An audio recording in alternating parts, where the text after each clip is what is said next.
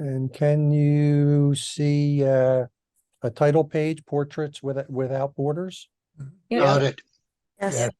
Yes. Okay, let me put that in. All right, I'm gonna go mute.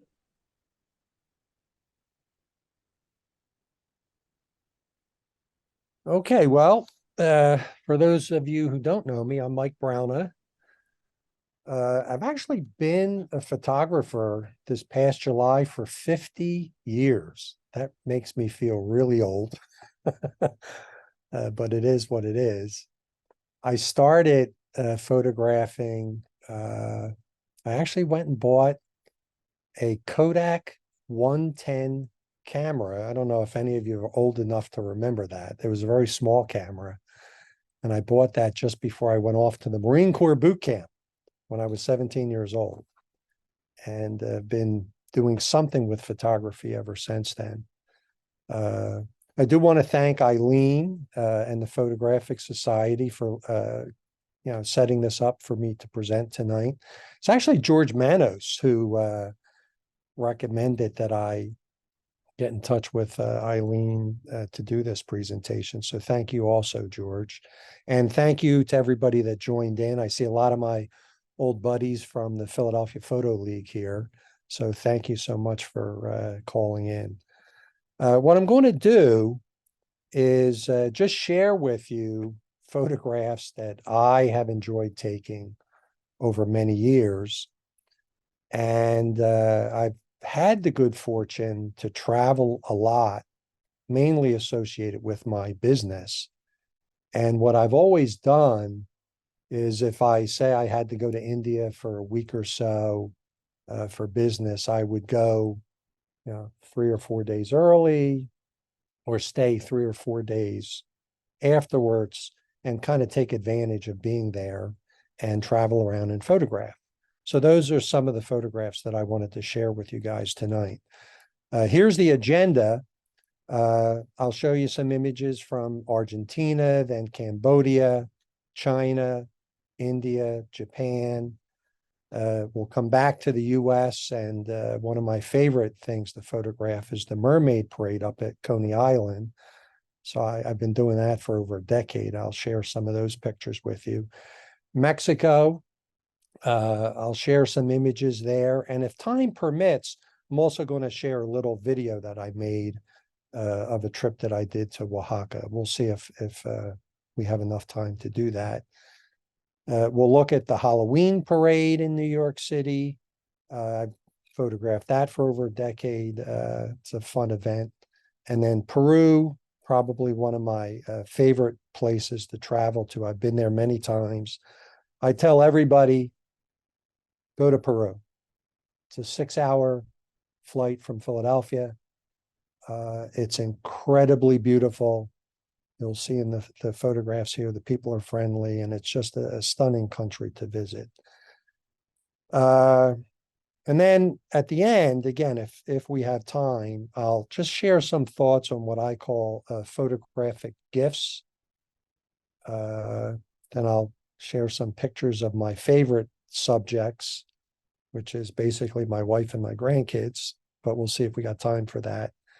And then we'll do some Q&A. So any questions about the agenda? Comments? Okay, so Argentina. I didn't know this to the extent that it becomes apparent, but when you get to Buenos Aires, tango is everywhere. It's unbelievable to me. So in the US, where you might see somebody busking on a street corner playing guitar and singing or whatever, in Buenos Aires, people are on the street corner dancing the tango. And this beautiful woman and her partner were on a street corner in a park near a hotel that I stayed at. On the left is that same woman, and on the right is a graffiti artist in Buenos Aires. There's a lot of graffiti, but it's, as graffiti goes, it's really well done. And I thought she was quite beautiful, so I photographed her.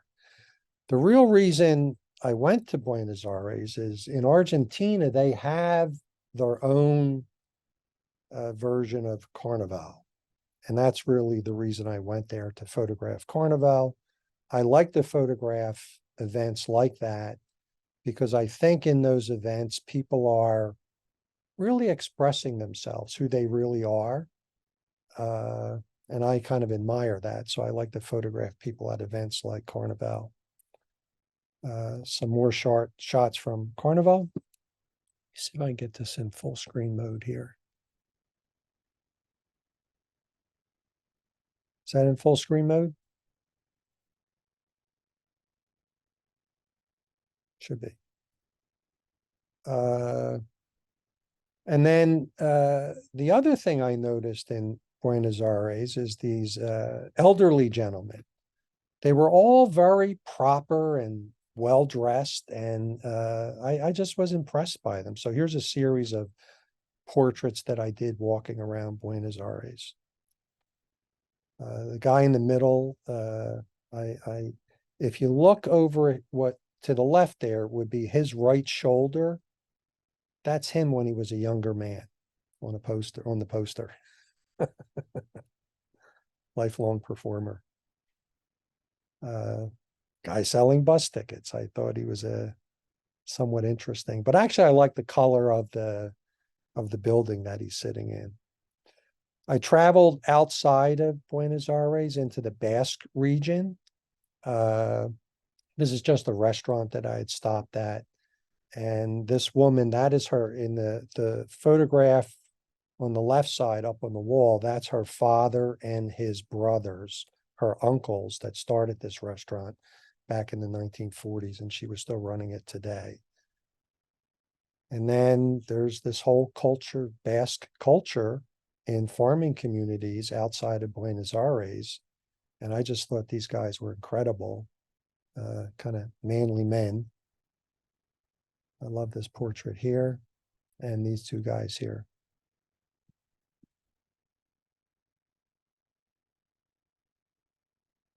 Well, that's it for Argentina. Any questions or comments about that?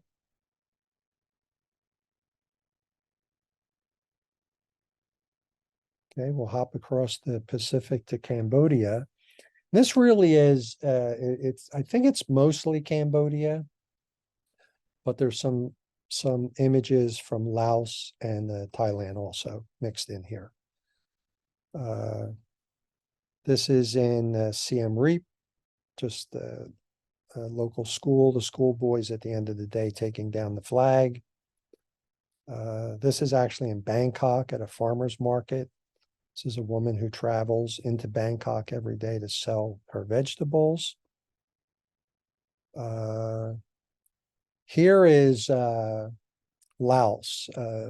What happened on this trip is I had an opportunity to hike up into the mountains of Laos and actually live in this mountain village for 3 days. This woman was our cook. And this is the hut or house that we had stayed in while we were in this village. Now, I have to tell you a story. Some of you have heard this, but I'd like to tell this story. It took us 4 hours hiking up into the mountains to get to this village. And for me, it was a good hike.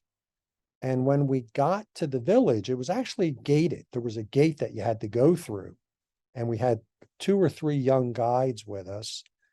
And the one young guy said, okay, I want everybody to sit down and I'm going to explain the rules before we go into the village because there are rules that you have to follow. And I said, excuse me, I got to use the bathroom. I really got to use the bathroom before you explain this. And he says, well, okay, go behind the building. And there was a building there. So I walked behind the building and there were some doors and I'm trying the doors and all the doors are locked. And I walked back around the front and he starts talking. I said, no, hang on. I really have to go to the bathroom. He said, I told you, go behind the building. I said, I went behind the building. All the doors are locked. He said, Mike, go behind the building. So that was a bit of an adventure in that village. There were no restrooms, there were no toilets. So Anyway, so back to, I'll come back to that village, but uh, this is on the left, this is a woman in Bangkok. And on the right is a young lady in Cambodia in the countryside. On the left here is a woman in Bangkok selling lottery tickets. And on the right is a woman in Laos in a town called Luang Prabang selling these shawls that she made. She was very proud of the work that she did. Here we are on the left is a fishing village on the Tonle Sap Lake in Cambodia. I call this Baby Buddha. Anybody that has children, you go to photograph, everybody holds their babies up. They want you to photograph their babies, but I love this little baby here. On the right, this is in Laos. They told me that the young girl was sick, and those little bandages are some kind of treatment for her illness, whatever it was. This is in a school. I just love the look on this little girl's face. You can tell I clearly interrupted her and was bothering her, but she's a cutie. This is the village that I visited actually several times. I went to Cambodia, and in Cambodia is a huge lake called the Tonle Sap. It's the largest freshwater lake in Southeast Asia.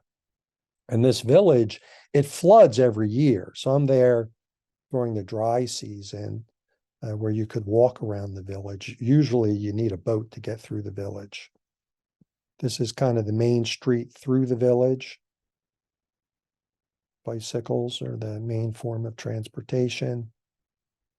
And here they are on the left. These are two young ladies tarring the bottom of this boat, getting ready for the rainy season. And on the right is a boat out on the lake where they're putting a new roof on the top of the boat. Here we are. I think this is just back in Bangkok where I was in a like a farmer's market, and I thought this person was kind of interesting and photographed her. Here we are back in Laos. This is along the Mekong River. I actually wish I had spent more time photographing at this site, but I was kind of passing through on a boat. We did a rest stop and I got off. And the reason I wish I had photographed it more is in the upper left-hand corner. You might not be able to see, but there's a boat there being built. That's the hull of a boat. And it's this woman's husband. He has an arc welder working by himself, putting together the hull of a boat to go up and down the Mekong. I just thought it was amazing to see that kind of workmanship. Also, I got a kick out of the cell phone on the plate at the bottom there. Everybody has a cell phone, right? This is along the Mekong between Laos and Thailand.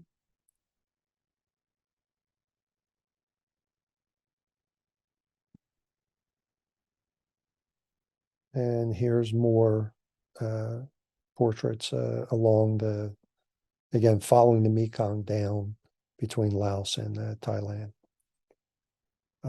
Here we're back to this village that I mentioned earlier.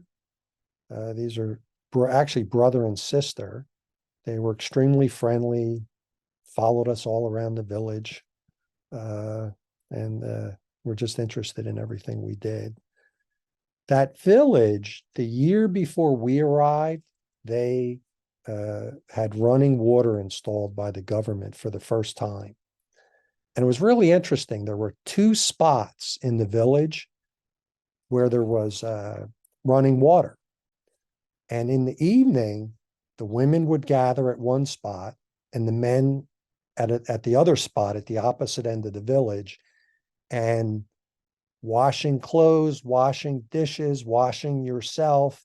Everything was done in public at these two water spots in the village. And again, everybody was happy, having a good time. And I just thought it was a very interesting way to live. Uh, about 10 miles away, this young girl is in another village that they do not have running water yet, or at the time I took this photograph. This is back in Laos in Luang Prabang.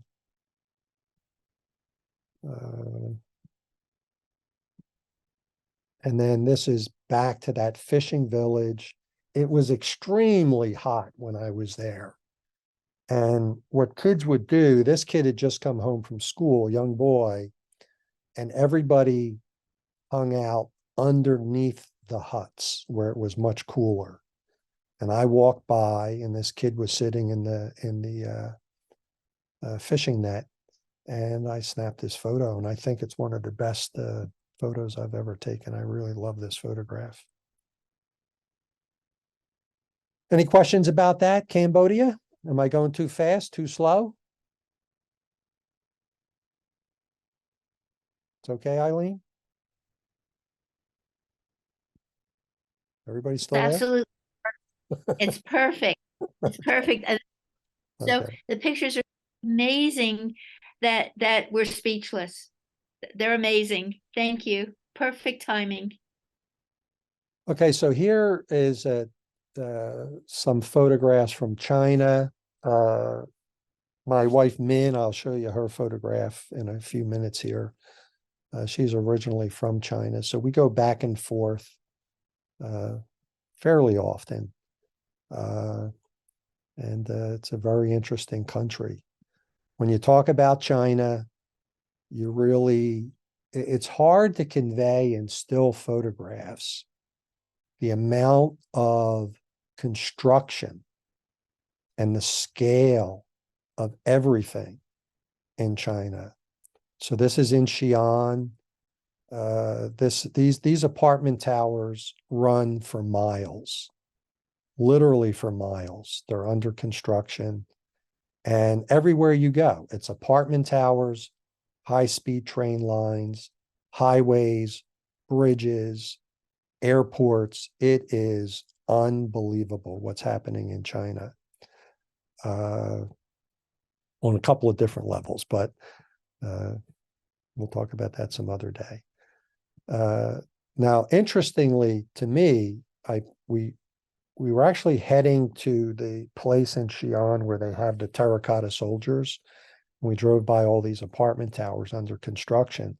We came back at nighttime, not again, for miles, these towers go, not a single light on. That's when I learned that these apartment towers aren't necessarily occupied by people.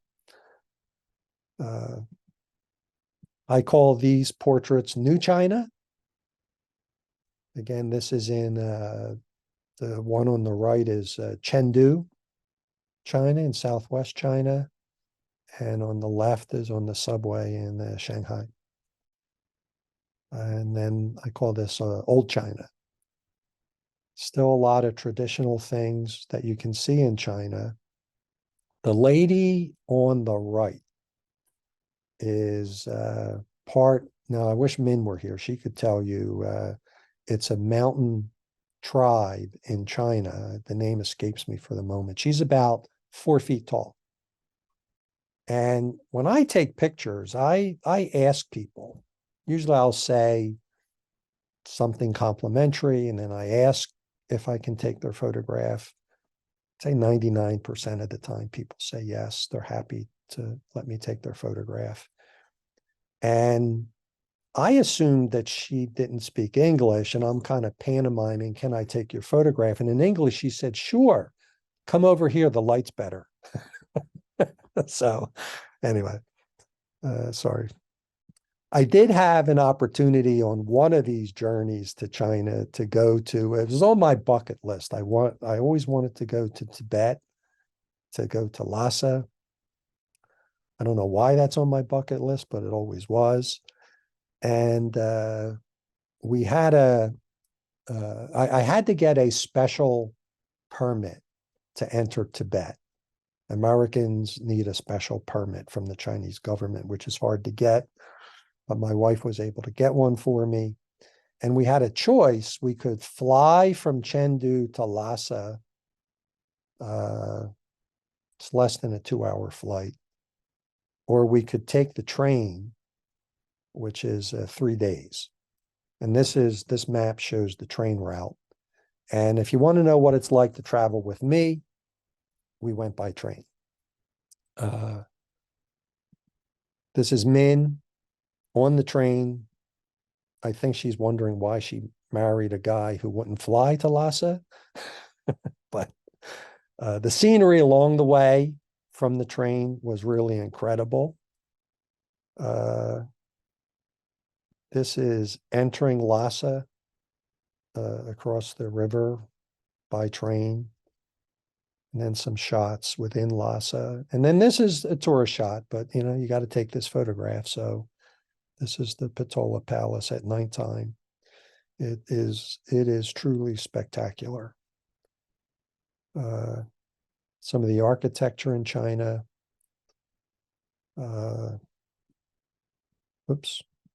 Traveling through the mountains of China, coming back from Tibet. This is kind of the backside of the Himalayas, leaving Tibet.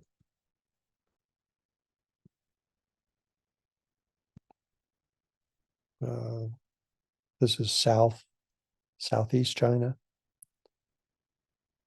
I realized putting this together, for some reason, I don't have a lot of portraits of people in China. So sorry for the landscapes. I know this is portraits around the world, but I don't know why. I have to think that through. Why don't I have a lot of portraits of people from China? But anyway, now we'll move on to India. I did do business in India for 25 years. I was lucky enough to go back and forth twice a year for 25 years. And again, as I said earlier, what I used to do, I love traveling to India. And I used to go a few days early, stay a few days late, take advantage of being halfway around the world. The people I worked with knew that I liked to photograph, and we would travel around together, and I had the opportunity to do what I like to do. If you go to India, I tell people, go to the Taj Mahal. You have to go there. I don't know if any of you ever had this experience where you go, you have something on your bucket list and you go to see it, and maybe you were a little bit disappointed. It didn't quite live up to expectations. The Taj Mahal is the exact opposite. It is bigger than I thought it was. It is much, much more beautiful than I could have imagined. It literally changes color from sunrise to sunset, and it's truly spectacular. This is Hyderabad, India. It still has a significant Muslim population compared to other cities in India. On the left is the old fort in the old part of Hyderabad, and on the right is a group of Muslim women in the park. Here on the left, this young boy in the middle, he's selling fake pearls around this gate in the old section of Hyderabad. Probably 10 years later, I was back at that same spot, and he was still there, 10 years older. He recognized me. He came up to me, and now instead of selling fake pearls, he was selling fake Ray-Ban sunglasses. The guy on the right is actually inside the Taj Mahal, inside the mausoleum. These are just a collection of shots walking around different cities in India. The bird picture in the upper right, it's actually one of my favorite photos. I don't know why. I love that photo. It was taken at a zoo in India. More street shots. I love these pictures, like and I see this all around the world. People with scooters and bicycles and small trucks just hauling enormous amounts of cargo that seem to like it'll break the bicycle, but it's incredible how people get stuff done. Religion is everywhere in India. Uh, so these are on the left are women in a Hindu temple, and on the right are young Muslim boys inside a mosque. If you're in India, inevitably you're going to get caught in the rain. And when it rains in India, boy, I'll tell you, it really rains. But these are just, I was bored driving along in a cab and took these, nothing unique, but I love the colors of India. And I thought these pictures kind of emphasized the color. So I like them. I love this picture because, again, I think you can see this photograph all around the world. There's a young boy trying to impress a young girl, and she's enjoying something that he's saying. And I just love the look on her face. To me, it's the look of young people falling in love. And then, as I said, if you go to India, you have to go to the Taj Mahal. So you got to take this tourist shot. So, any questions or comments there? Okay. Japan. I have a couple of shots in Japan. I went to Japan to photograph another festival. I think in English they would say the Festival of Lights. It's called Kirikou. Uh, and it's a very, let me see if I can get to it. It's a very, I've never seen anything like this. On the left here, in different towns on the Noto Peninsula, which is on the western side of Japan. It's a peninsula that sticks out in the ocean towards China and Korea. And these festivals started there. In these towns, they have neighborhood associations that build these huge towers that are like 16, 17 meters tall. They weigh hundreds of pounds. And what the associations do, there's a week in September where every evening the association, each neighborhood association brings their tower through the different neighborhoods. They parade it through the neighborhoods. They all meet in the center of the town and light these towers up. And it's really incredible. What's most incredible to me is for 1 week, you can see on the left here, just about every adult person in that town was drunk. So everybody was having a great time.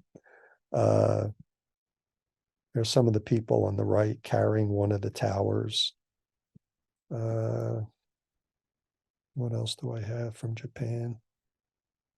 Along this peninsula, almost all the towns are fishing villages. So it was very interesting to travel there. And then on to the Mermaid Parade in Coney Island, New York. We're back in the United States now.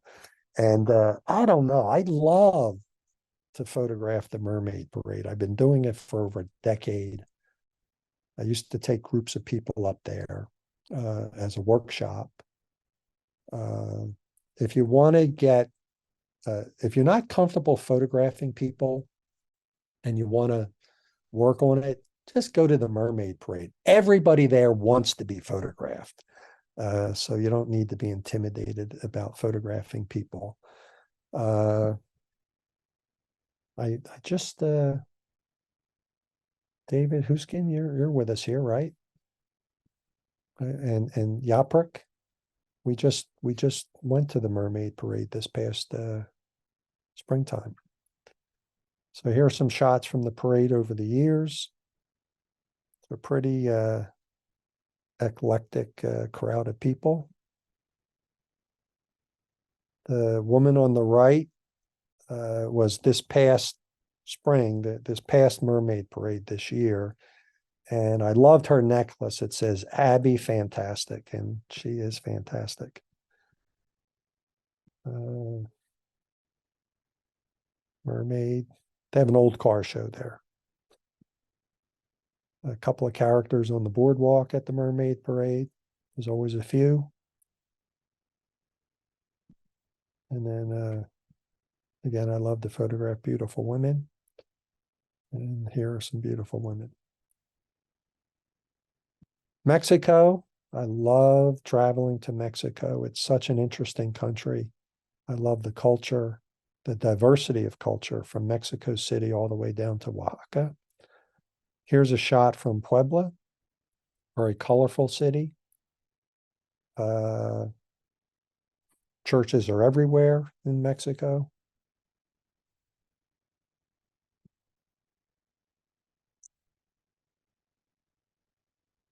I don't recall where this was. This was in, I think in Puebla also. The butcher on the left and the drummer guy on the right.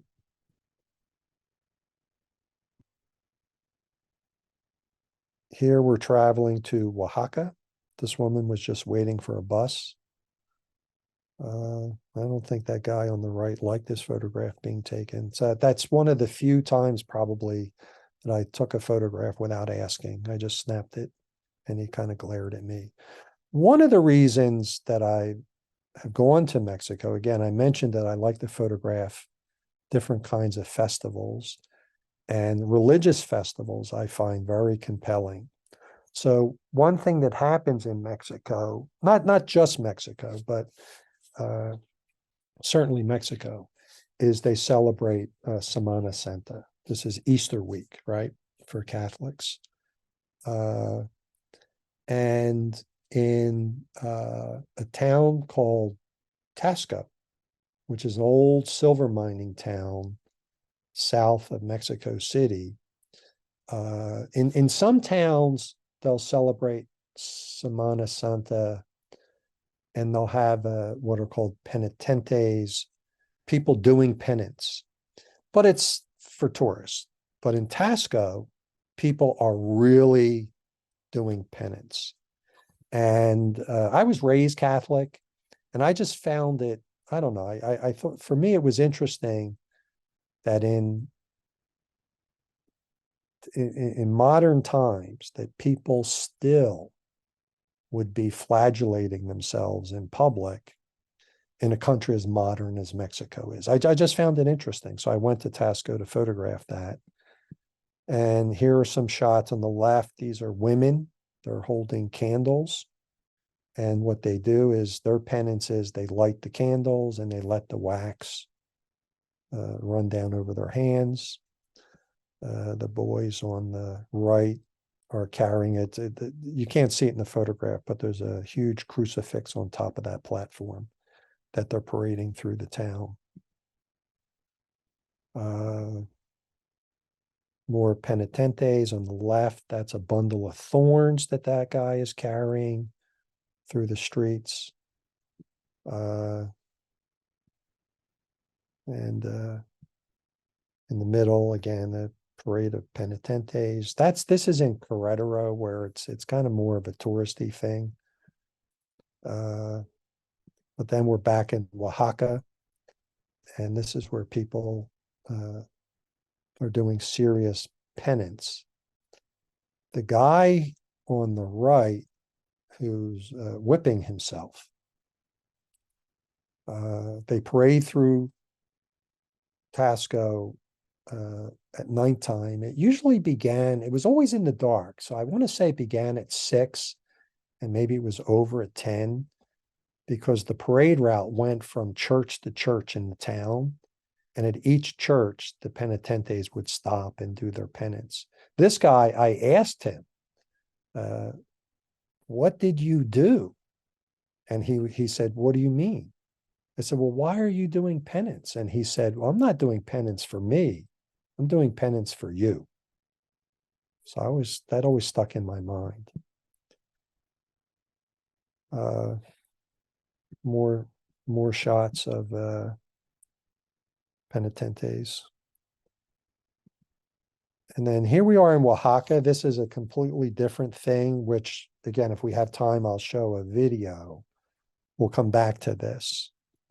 New York City. I like the Mermaid Parade. I also like the New York City Halloween Parade. I actually don't go to the parade itself. I go on the side streets and I try to find people with interesting creative costumes. Uh, and I just think it's fun.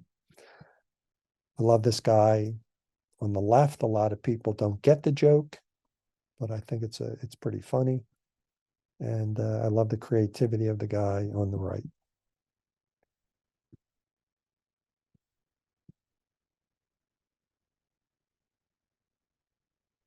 That girl was actually from France. And these are three women. The funny thing is, each of these women knew David Swift. David, I'm just trying to see if you're awake. Okay. Uh, okay, so that's it for the Halloween parade. A few shots from Peru. Again, as I mentioned at the beginning, I tell everybody, boy, Peru, stunningly beautiful country, 6-hour flight from Philly. And just a great place to travel to.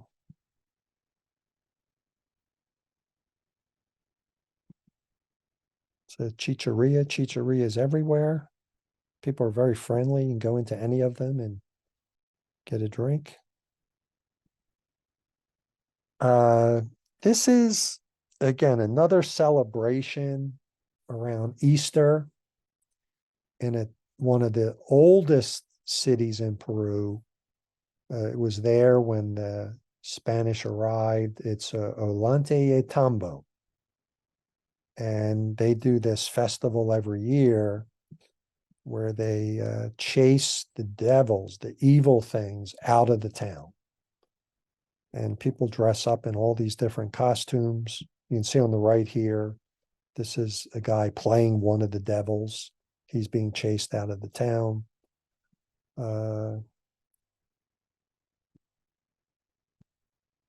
This guy, oh, this is the band that was playing in the town in Ollantaytambo.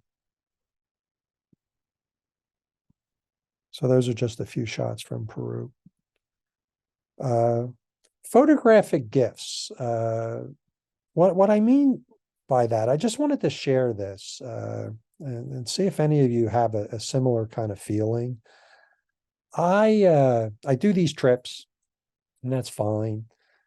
But I also like to just wander around. And I really don't always have a clear idea in mind of what I'm going to do. I just wander and see what happens. Uh, Here's a scene in Bridesburg. I just walked by this house and I don't know why, but I found something very interesting about that scene there. Just happened upon it. On the left here, this young man is down at Penn's Landing, and he was roller skating or skateboarding around in a circle. And I asked if I said, "Hey, can I photograph you?" And he stopped and struck that pose. And I love that photograph. So I think of that as a photographic gift. I don't know why he struck the pose, he just did, and I love it. The same thing here, just people that I saw that I thought were interesting or beautiful. I asked if I could photograph them, and they said, sure. Here's a grab shot on Lehigh Avenue. I love this guy's Fairlane 500 and his look.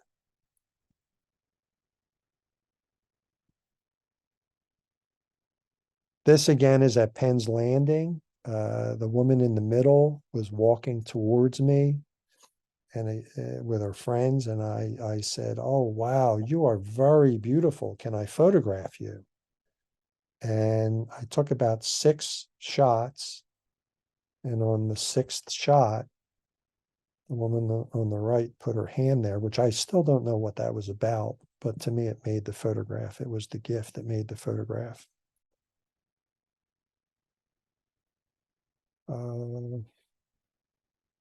That's just the Liberty State Park.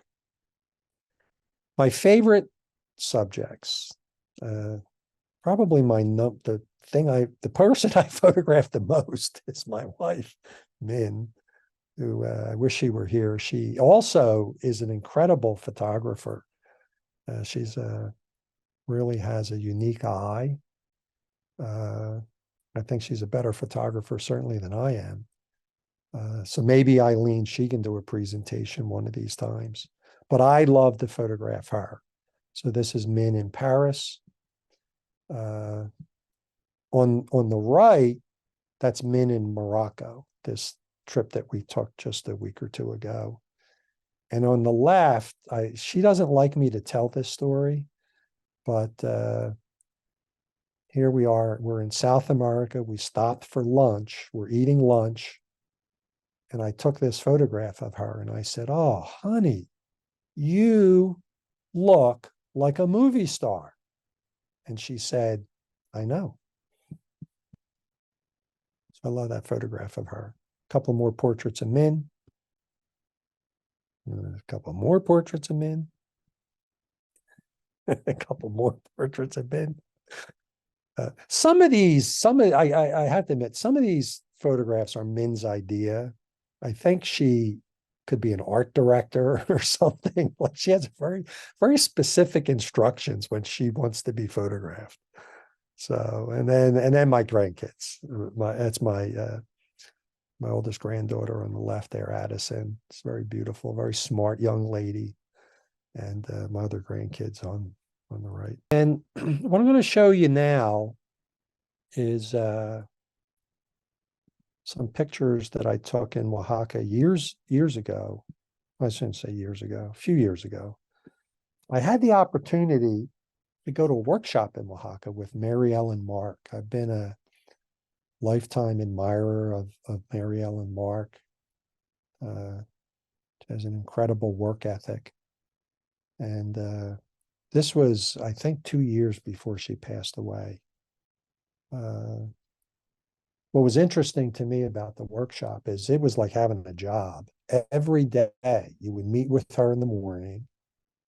She would give you work to do. And you would go out and about throughout the local area around Oaxaca and do kind of like an assignment. And you would bring your work back. I was shooting film at the time.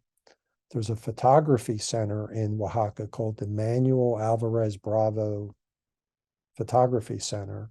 And they have a guy that would develop your film and make work prints overnight.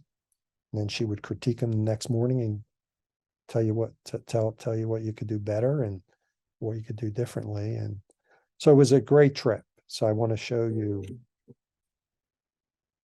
Can you hear that?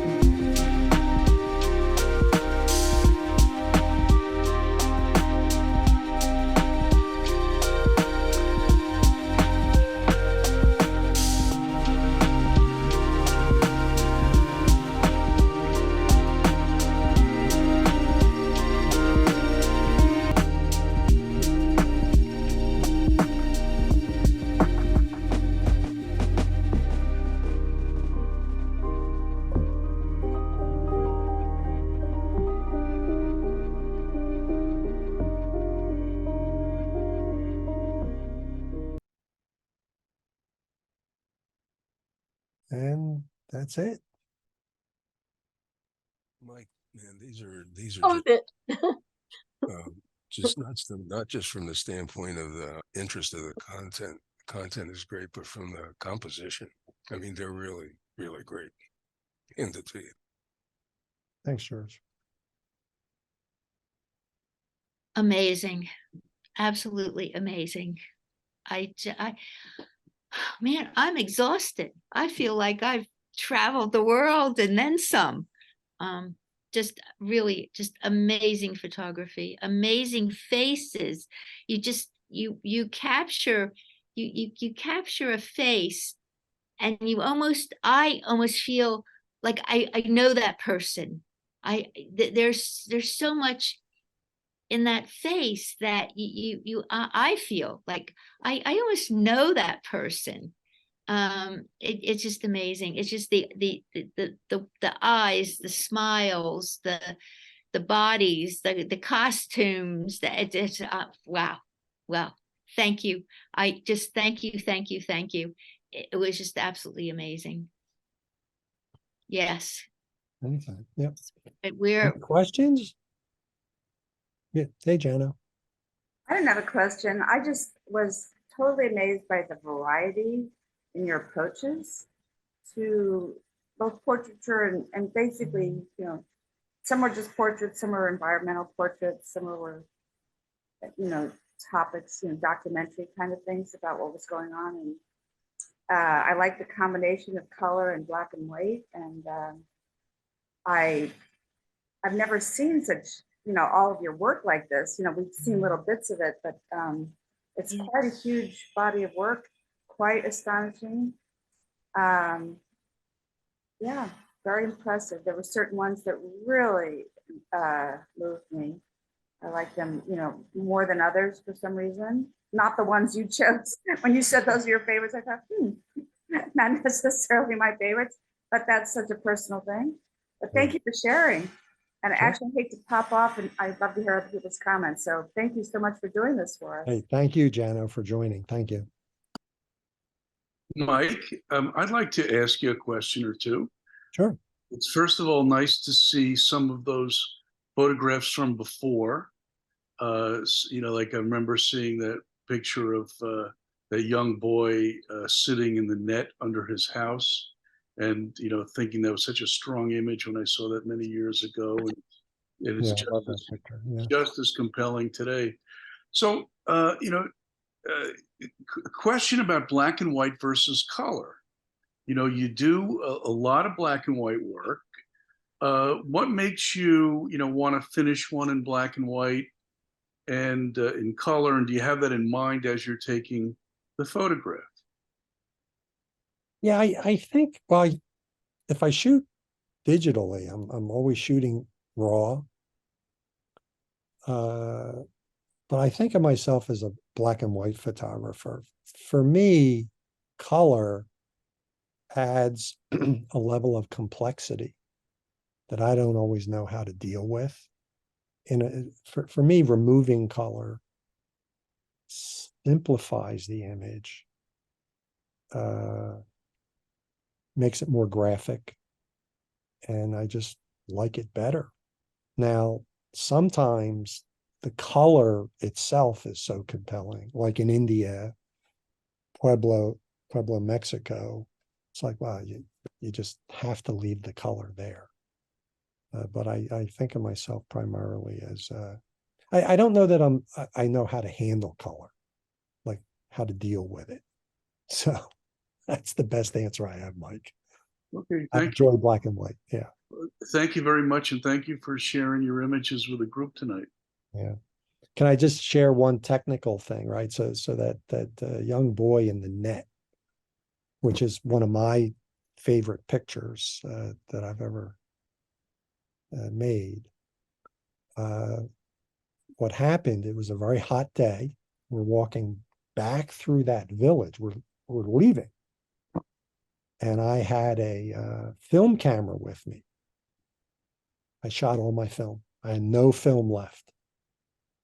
And I had a little Canon S90 pocket digital camera. and the battery was dead. And what it would do is you could turn it on, take one picture, and it would shut down. Right? So I'm walking back through this village. I see this young boy under there, and took the photo with the Canon S90, the one shot that I had left. And that's what I mean by photographic gifts. It's like, I don't know what that's about. But if I plan an image, think about what I'm going to do, typically it sucks. So it's the chance event is interesting to me. Anyway. Hey, Mike, good evening. Great presentation. Thank you. A question about some of the pictures in that little film that you showed us. What was I guess it was some sort of ceremony where the men had white some clay or something on their faces? Yeah, What was exactly. that? And good question, John. That I forgot to explain that. I'm glad you asked. It's similar to what was going on in Peru. So that's Easter week celebration in Oaxaca. And in that town, they are chasing out the demons.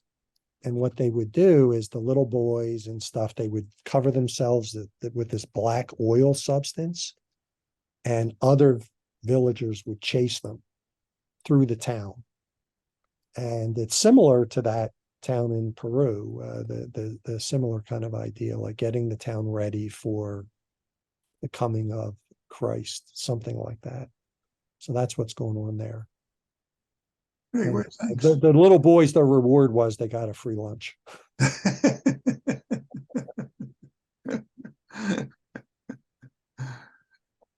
Thanks, Mike. Yeah, sure. And thanks for the great presentation too. Really wonderful work. Thank you.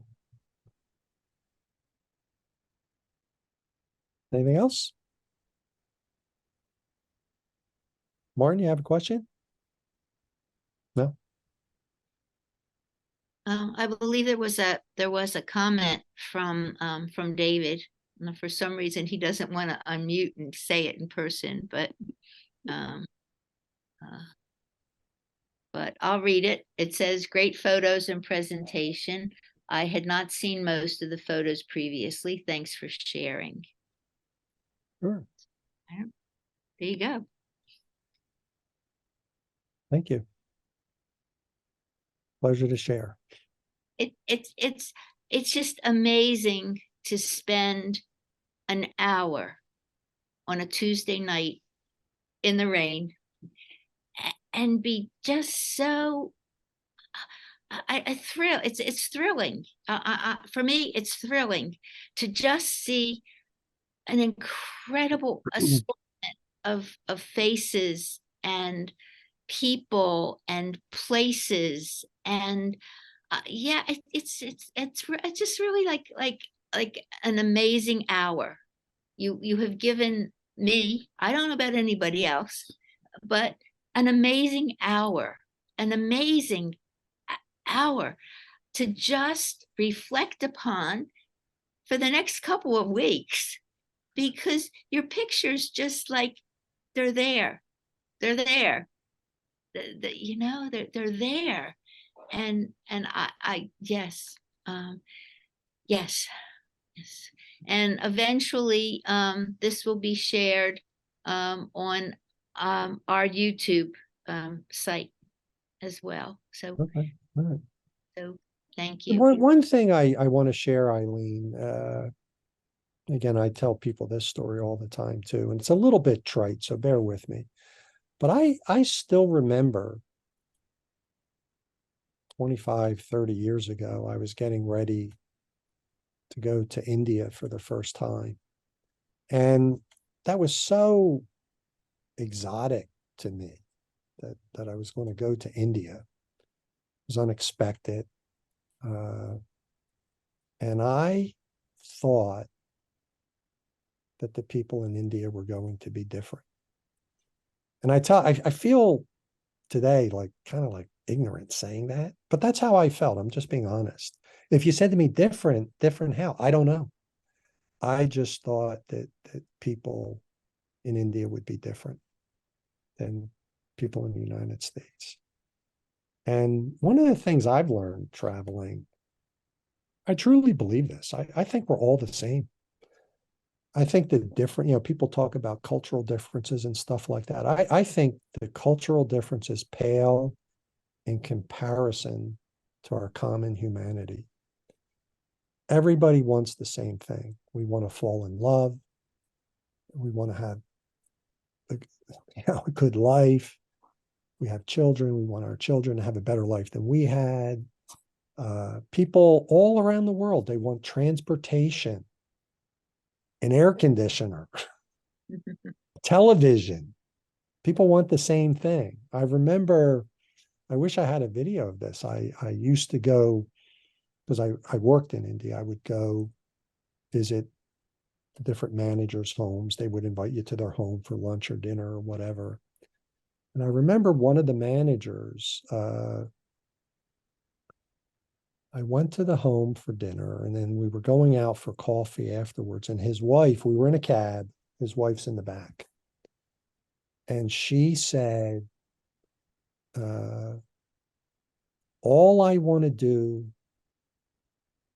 in my life is go to America and wear blue jeans. And again, that's just one of those goofy stories that stuck in my mind. We've all got, we all had things like that. It's not to wear blue jeans, but simple things that we all hope for. So they had a scooter, and the husband bought a scooter for his wife and had her name painted on the front fender, and they were very proud of it. And I just think that kind of humanity is what I see in common all around the world.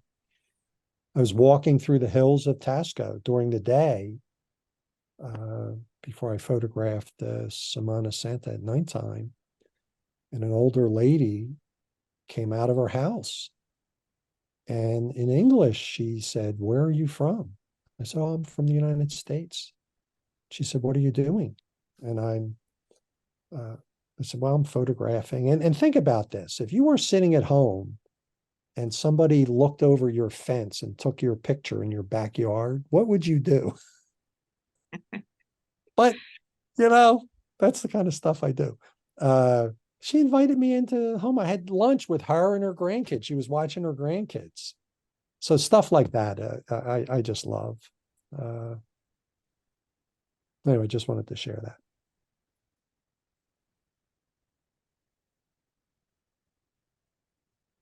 Okay. Any other questions or comments?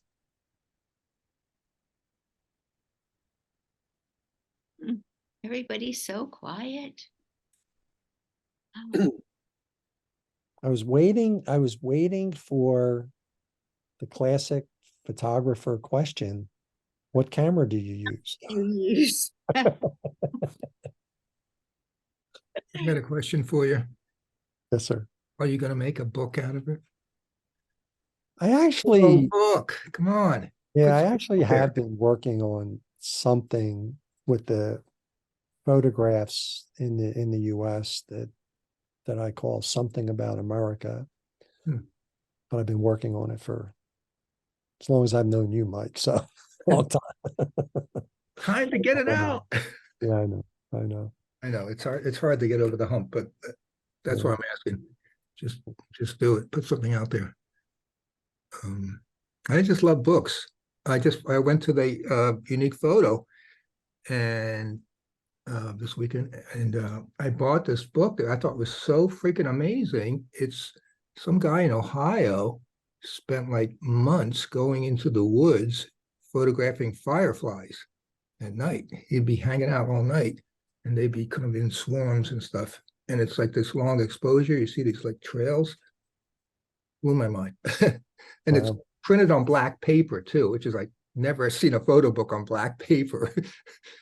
Just amazing. Cool. So I bought it. I had it. Just amazing, Yeah. inspiring. So books are good. You know, If I can just make a comment, I think, first of all, I'm really glad you decided to join the Photo Society. Or we wouldn't have seen these pictures. And as far as the fact that nobody's asking you a question about what kind of camera did you use, I think that's because it does, with your pictures, it doesn't matter. I mean, the camera isn't the important thing about your That picture. was a kidding. The content isn't.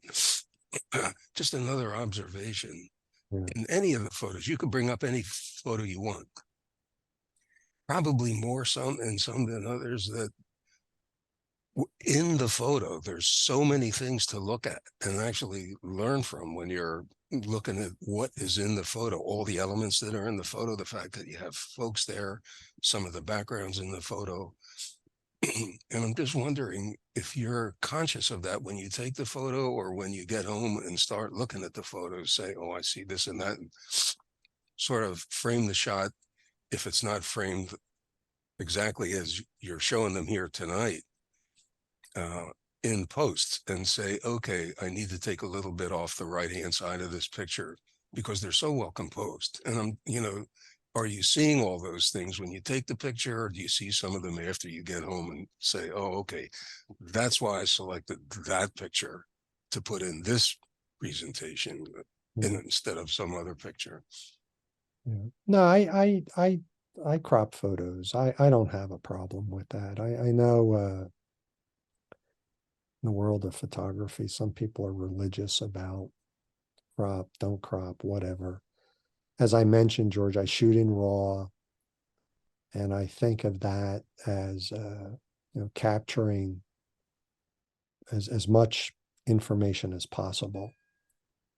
And I'm okay sitting down, either back in the old day with an enlarger, or now at a computer, and refining the composition. I do I'm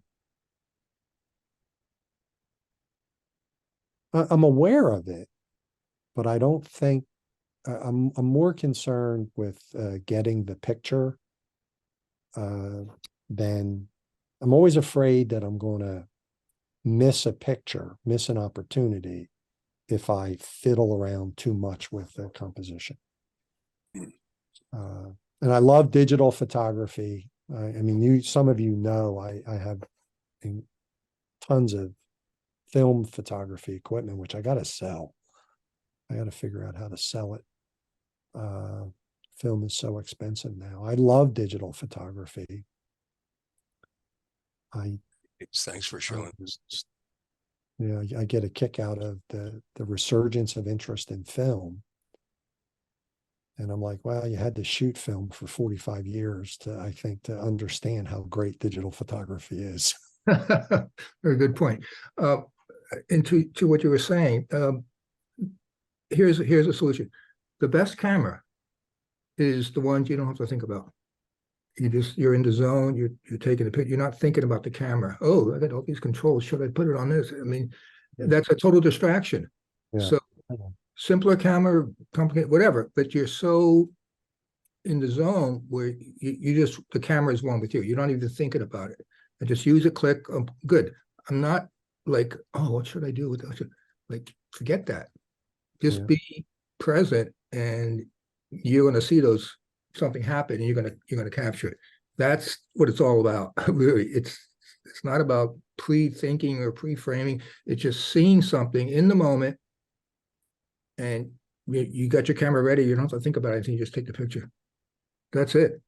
I think the most thought that maybe I give it technically is if I'm going to photograph an event and I can get up close, which I love to do, it's a 21 millimeter lens. Yeah, sure. Or a 24, 28 millimeter lens on a Nikon. And that's to do what you said, Mike, is I always say that the only thing faster than autofocus is no focus. Exactly. So 1 millimeter lens on a light, you forget about the camera, and you're just for the opportunity. That's why I like the fixed lens. I have that zoom, but it kind of distracts me because I'm fiddling with it. kind of best just to have a fixed lens, fixed focal, and to just do it. You know, you get used to it. So I don't know. So whatever works for each person.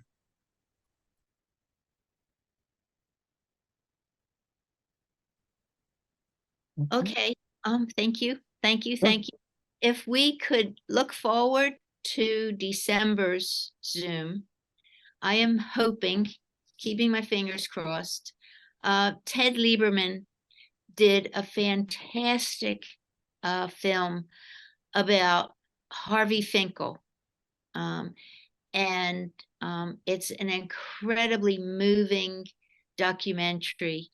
And I'm seriously hoping that we will be able to show it at the December Zoom. So we have to kind of work out a few of the little itsy bitsy technical thingies, and then show it, because I know a few of us saw it the other night, and oh my gosh, just amazing, amazing to look at a photographer's life, total, I talk with my hands, total life, of start, why he started taking pictures, his continued life of photography, and then when you find out the things about his personal life, and his family, and it's just amazing. And so I'm seriously looking forward to being able to show that in December. So we'll keep our fingers crossed that the technical problems are worked out. But it's truly an amazing film. And Harvey's work going into the University of Pennsylvania archives. And so and it should be that's really where that work should be going. So it's just amazing. So we'll look forward to next month, and everyone will have a happy Turkey Day. And whatever. All right. Thanks again, Eileen. Thank you, everybody. Thank everyone Happy for Thanksgiving. okay. Happy Thanksgiving to all.